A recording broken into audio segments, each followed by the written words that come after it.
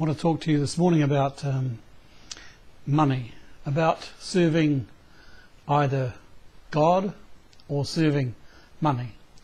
I'm the lighthouse keeper, and it's very important to me to look at issues that are happening to me and to others around the world. And just now we're in a crisis time in the West, and it's related to where we put our trust and just what we do with this commodity called money.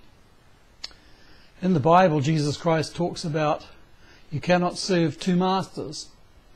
You cannot serve God, you cannot serve money at the same time.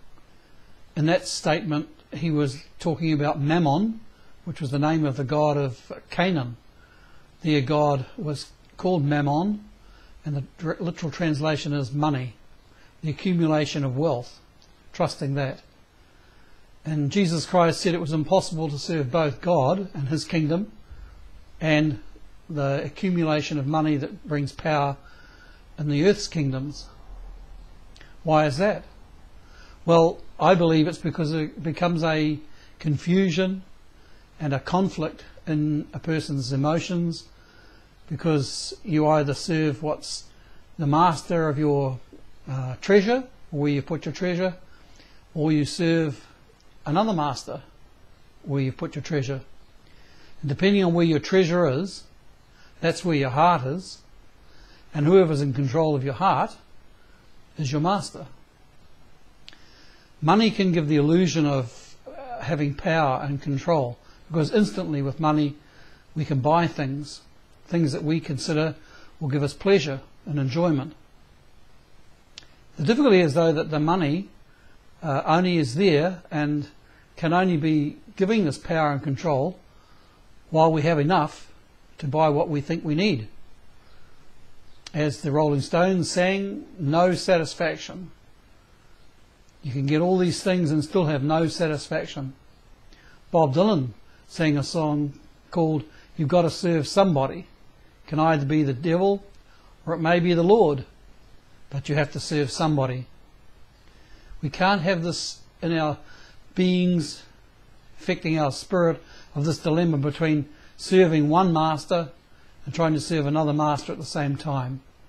That just brings a confusion and a splitting of our personalities.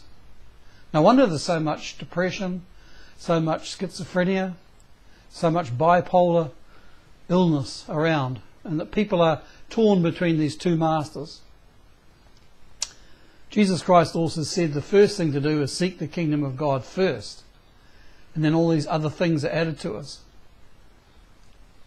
When he was challenged about the use of money, his disciples said to him, "Is it lawful and should we pay our taxes to the government?"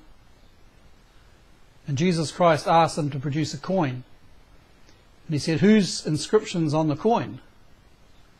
They pointed out that it was Caesar, the Roman Caesar at that time. Well, Jesus Christ said it belongs then to Caesar.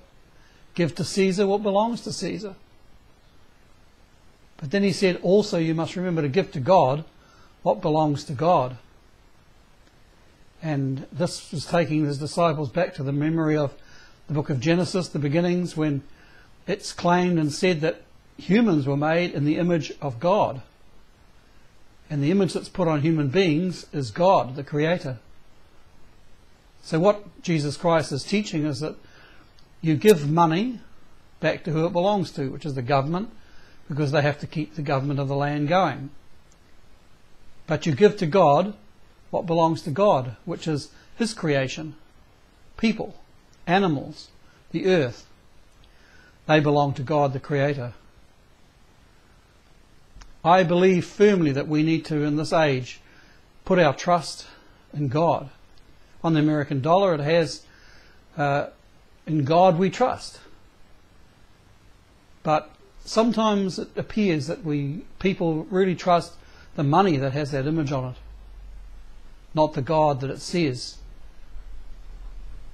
So we need to consider today, who are we going to serve? Is it God and his kingdom, the creator of the universe, the creator of this earth, the creator of us?